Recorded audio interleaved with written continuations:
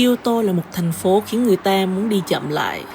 Giống như sáng nay thức dậy, mặc dù mình đã search được rất nhiều điểm đi, nhưng cuối cùng khi vào 7-Eleven mua bữa sáng và vé bus một ngày xong, mình lại quyết định nhảy lên xe đi đại đến một điểm dừng cách ga Gion 2 trạm rồi thong thả đi bộ. Đi lên dốc mình gặp cửa hàng takoyaki nhỏ này, chỉ có ông chủ vừa làm bánh vừa nhìn ra cửa. Nghe mùi bánh mới thơm lừng, thế là mình dừng chân mua một hộp, rồi ngồi ngay chiếc ghế tre dài duy nhất trước cửa nhìn trời nhìn người.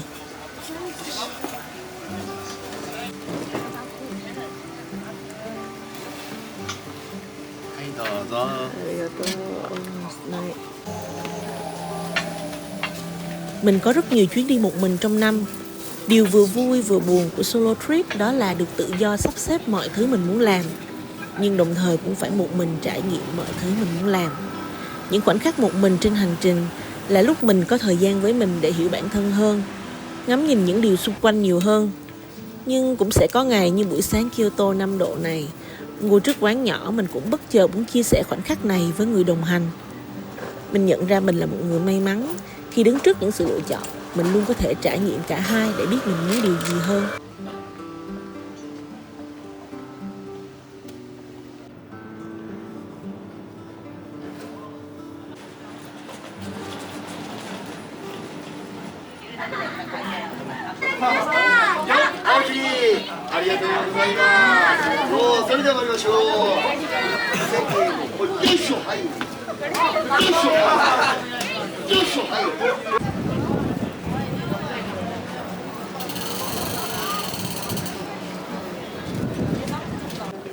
Đi bộ thêm 30 phút thì mình vào khu phố cổ Gion.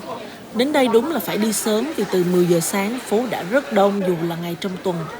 Trong phố có rất nhiều tiệm bán đồ ăn, tiệm matcha, tiệm đồ lưu niệm và đặc biệt là các sản phẩm túi và ví nhỏ truyền thống cũng như các tiệm gốm. Vào đây rồi thì cũng khó cầm lòng nên ngoài mấy món lưu niệm cho bạn bè thì mình cũng mua được một chiếc ví màu xanh thêu kim tuyến và ly uống trà gốm men hồng.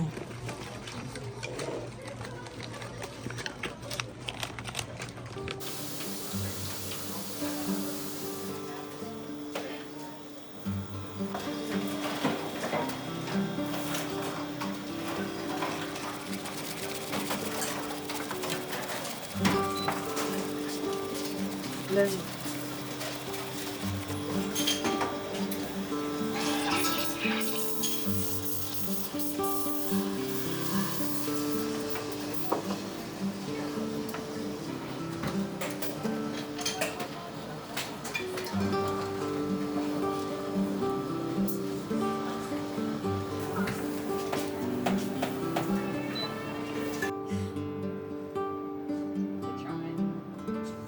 Một điều mình đã tập trung nhiều hơn trong vài tuần gần đây đó là be present, tập trung vào khoảnh khắc hiện tại. Là một người sống rất nhanh và cũng hay vội vàng, mình nhận ra bản thân dành nhiều thời gian để nghĩ về quá khứ, hoặc đôi khi mình sẽ lạc vào những suy nghĩ về tương lai, dự định hay những câu hỏi mở.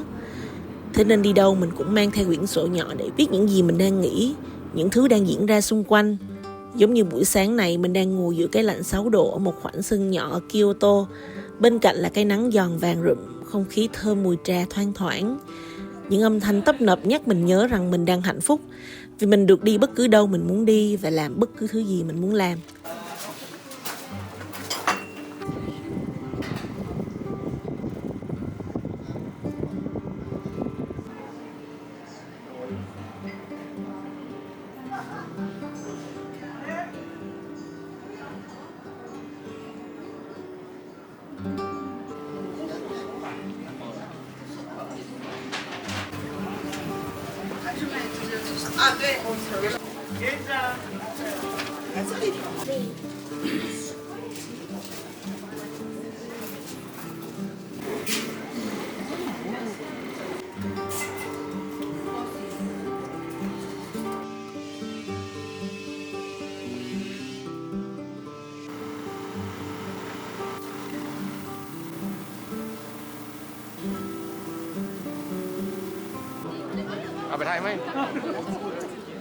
Chùa Kiyomizu-dera tọa lạc trên một đỉnh ngọn núi nhỏ ở phía đông Kyoto, nên khi lên trên mình có một góc nhìn toàn cảnh thành phố rất đẹp. Chùa được ra đời từ giấc mộng của tu sĩ Engin vào năm 778, khi thánh nhân trong mơ chỉ điểm ông hãy rời khỏi vùng đất miền Nam này. Sau đó ông lên đường đi về phương Bắc, và rồi tại núi Ottawa, ông đã tìm thấy một thác nước trong lành luôn chảy. Vì thế ngôi chùa cũng được lấy tên là Kiyomizu-dera, nghĩa là chùa Thanh Thủy. Ở đây mình đã có một trải nghiệm rất đặc biệt ở điện tùy cầu Quán Âm. Hành trình trong hầm gọi là Tanameguri, hành trình trong bụng mẹ. Sau khi để giày ở phía trên, mình được yêu cầu không dùng điện thoại mà bước xuống vào một đường hầm hoàn toàn tối đen dưới lòng đất. Ở dưới đường hầm chỉ có một sợi dây chuỗi hạt ven tường để dẫn đường. Khi bước đến gần cuối hành trình, tay mình sẽ chạm vào một phiến đá gọi là viên đá ước nguyện. Người hướng dẫn ở cửa vào nói rằng nếu bạn xoay viên đá trong im lặng và thành tâm, thì lời nguyện trong lòng sẽ được cảm ứng. Sau đó bạn rẽ trái và nhìn thấy ánh sáng một lần nữa. Đó là khi tâm hồn bạn đã nhẹ nhõm hơn.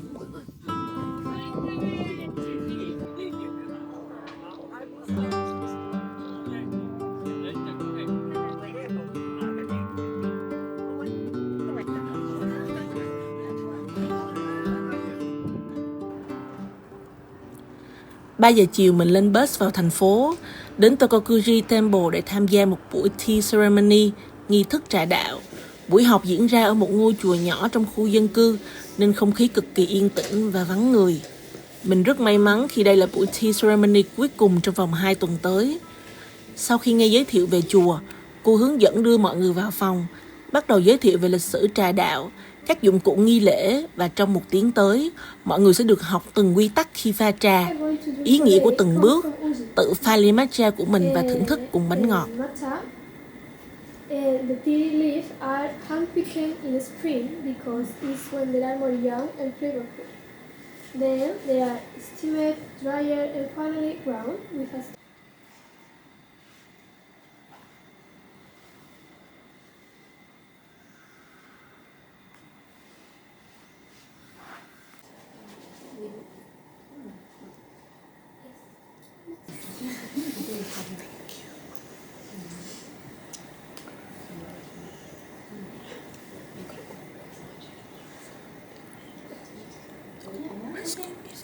Okay.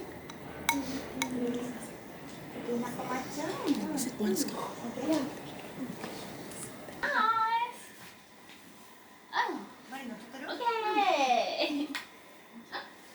取ってもらってはる。あ、そっか。いいよ。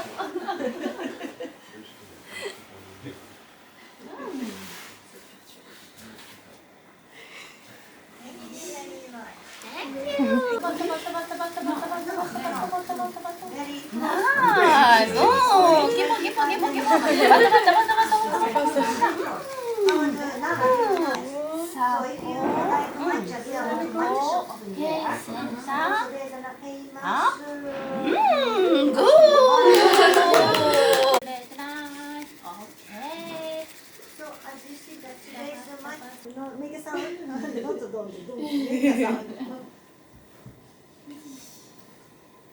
So, as you see, I'm the guest right now. This beautiful design facing toward the guest. Once guest receive the table, you can enjoy this beautiful design first. But you should not touch your lips on this beautiful design side. So, your table has a beautiful design now facing toward you. What's that, sorry? Can you speak Japanese? I can say arigato gozaimasu. I can say-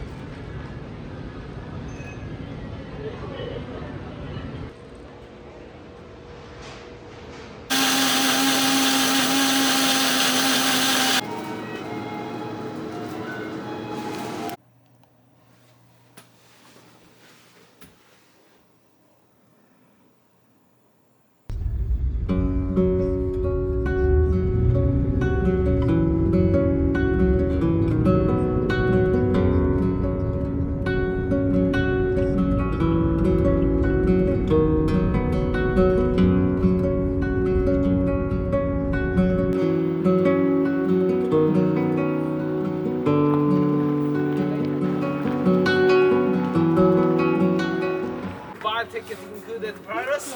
This is the normal Paris. Maybe just 20 minutes if we'll finish getting inside. Go around here and then go to the gardens if you want.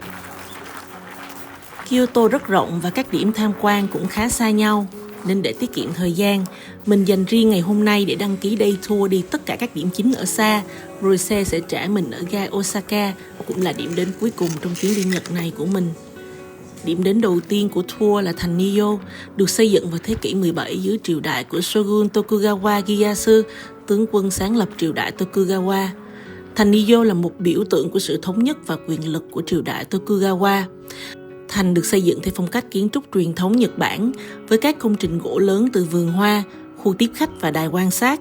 Ở đây cũng từng là nơi diễn ra các cuộc họp quan trọng giữa Shogun và các lãnh đạo chủ lãnh thổ từ khắp nước Nhật. Mình đến vào mùa đông nên cây cũng đã rụng hết lá, nhưng mình nghĩ nếu có thể đến vào mùa hè khi hoa nở khắp các sân và nhà uống trà thì hẳn cảnh sẽ đẹp tuyệt vời.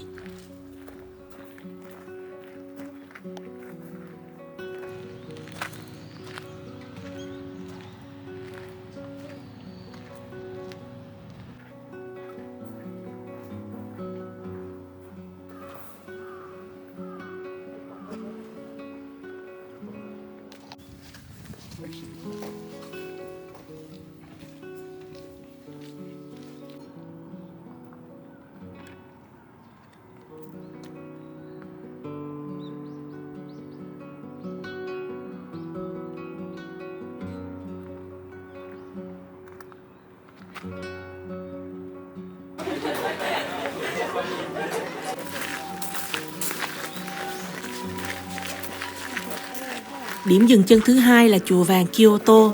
Như tên gọi thì ngôi chùa với 2 tầng trên cùng được dát kính bằng vàng lá nằm giữa một hồ lớn và được bao quanh bởi một khu vườn xanh mát rất đẹp. Sau khi mua vé, mình được dặn cứ đi theo vòng tròn quanh hồ và chỉ đi một chiều, nên một khi đã đi qua thì không thể quay ngược lại.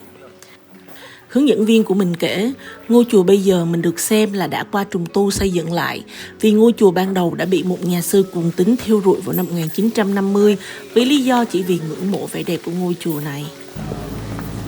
Yes, order all you want, and if you Điểm đến thứ ba là nơi mình mong chờ nhất, cũng là nơi được dừng chân lâu nhất, đó là Arashiyama. Ban đầu mình biết đến khu vực này vì khu rừng trúc nổi tiếng, nhưng đến rồi mới biết Arashiyama là một quận rất lớn với nhiều sông, đền thờ, khu phố cổ và cả rừng tre. Vì được đi tự do, nên mình quyết định mua một cây kem ở cửa hàng chủ đề gấu Rilakkuma rồi khám phá rừng tre trước. Khu vực rừng tre sẽ có đường đi bộ và đường riêng cho những ai thuê xe kéo. Khu vực này khá đông nên mình chỉ đi một phần rồi ghé vào chùa cầu nguyện một chút trước khi tìm chỗ ăn trưa.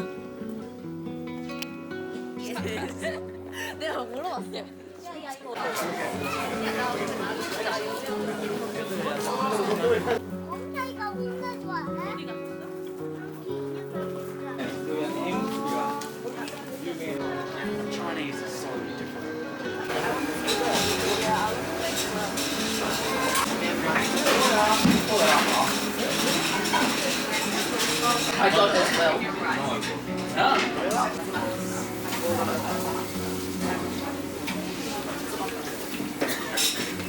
So you're pouring the night? Just like at night time? I have to wake up at 3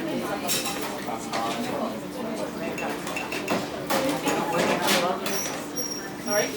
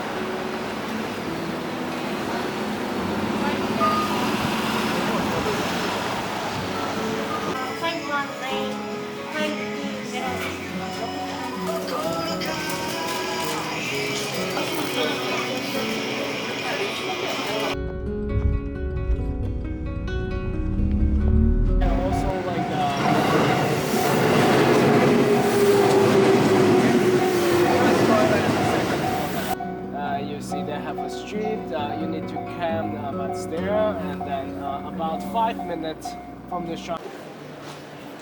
Nếu từng tìm hiểu về Kyoto, hẳn ai cũng đã từng nhìn thấy hình ảnh những cổng vòm màu cam kéo dài. Đó là điểm dừng cuối cùng của mình trong tour, đền Fushimi Inari Taisha, đền thờ phụng Inari, vị thần phù hộ cho mùa màng bội thu và kinh doanh phát đạt. Đi từ xa đã nhìn thấy hàng nghìn cổng torii màu đỏ cam uốn lượn. Mỗi cổng torii này là do các doanh nghiệp và cá nhân đóng góp để cầu may mắn. Và khi ước nguyện thành công, họ cũng trả lễ bằng cổng torii, nên trên mỗi cổng đều có tên của người đóng góp. Và đường chỉ đông ở đoạn đầu, nên chịu khó lên cao thì mình cũng đã kịp có những bức ảnh không hề dính người.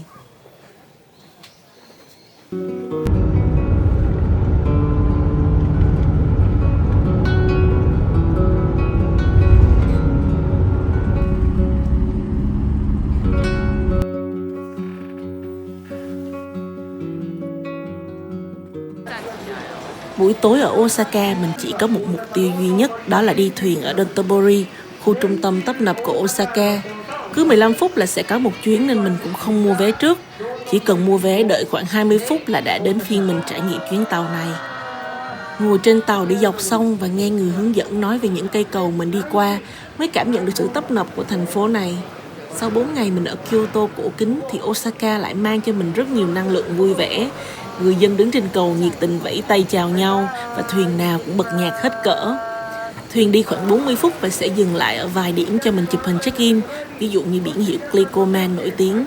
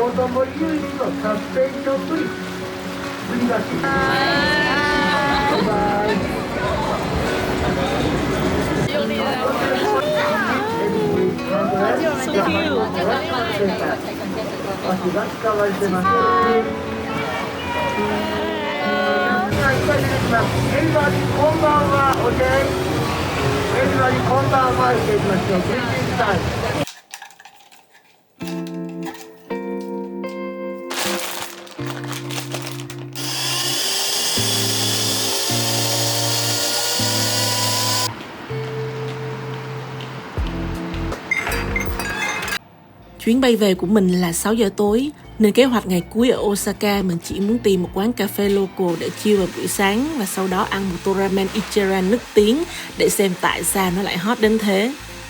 Đi lang thang thì mình tìm ra cà phê Yamamoto, một quán cà phê kiểu cũ gần khách sạn mình với menu viết tay. Bà chủ đứng rang cà phê tại quầy và cũng chỉ nhận tiền mặt. Không khí của quán cà phê này khiến người ta rất hoài niệm, cũng cảm thấy rất nhẹ nhàng. Ai cũng nói chuyện khe khẽ hoặc những người lớn thì ngồi đọc báo, làm mình cảm thấy bản thân như lạc vào trong một bộ phim ngày xưa. Thế nên mình cứ ngồi mãi đến khi hết 2 ly cà phê mới rời đi.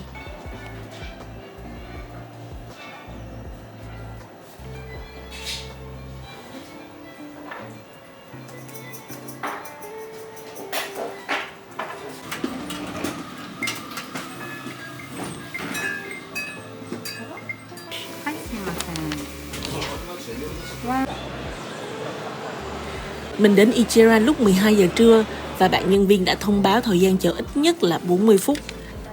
Trong lúc đợi, mình được phát trước phiếu yêu cầu món ăn để chọn vị, độ đậm nhạt và topping ăn kèm. Sau đó đợi đến lượt order trên máy, thanh toán rồi lại tiếp tục đợi đến khi có bàn sẽ được gọi lên lầu. Xem bảng điện tử còn vị trí nào màu xanh thì nhân viên sẽ đưa mình vào. Vào chỗ ngồi cũng không cần lên tiếng mà mọi thứ chỉ giao tiếp qua thẻ gỗ hoặc giấy yêu cầu đưa ra phía sau tấm rèm tre. Nhật Bản quả là nơi tuyệt vời cho những người đi một mình.